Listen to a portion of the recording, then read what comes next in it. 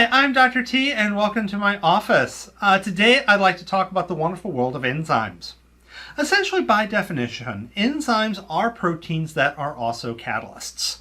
So, they're proteins, we've already discussed those, and they're catalysts. They're able to facilitate chemical reactions. Now, I should point out that what I'm discussing about enzymes does also apply to ribozymes. Ribozymes are RNA-derived macromolecules that are also catalysts.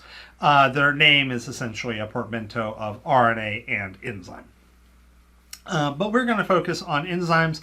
Those are definitely the most studied and, at least currently, appear to be the dominant catalysts, although ribozymes are definitely absolutely important for specific chemical pathways. So, an enzyme, once again, a protein that is a catalyst, is going to be doing a chemical reaction. And here's where names start changing a little bit. Instead of calling the reactants, we typically call them the substrate. This is the thing that the enzyme is going to latch onto and facilitate reaction with.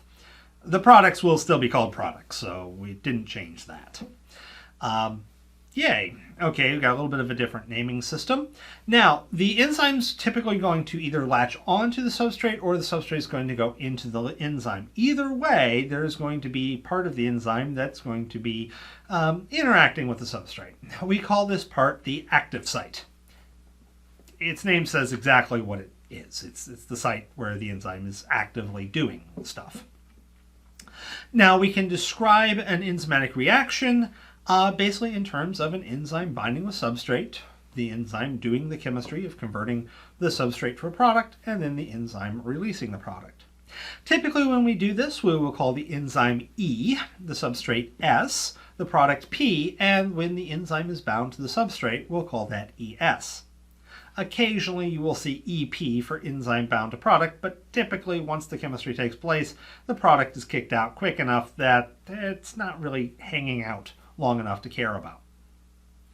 Okay, now with the enzymes interacting with the substrate, there's two things to think about, or two ways of thinking about its interaction. First is what's known as the lock and key model. Enzymes are specific, or at least somewhat specific. They target one or a small number of substrates. So one way of thinking about how they do that is only certain substrates are going to fit into the enzyme. Now this could of course be physical, actual fitting, what we would call steric effects or steric effects. Additionally, though, this could be intermolecular forces. If you've got some nice greasy spots and a polar part on your substrate, they're not going to like each other. But if the greasy spots line up with the greasy spots and the polar spots line up with the polar spots, then yeah, they're going to interact fairly nicely.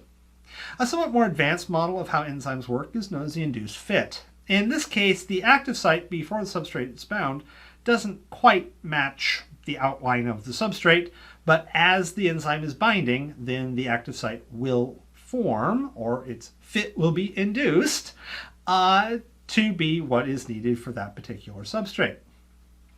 Typically, in this case, we're actually thinking of the active site resembling not necessarily the substrate itself, but the transition state between the substrate and the product.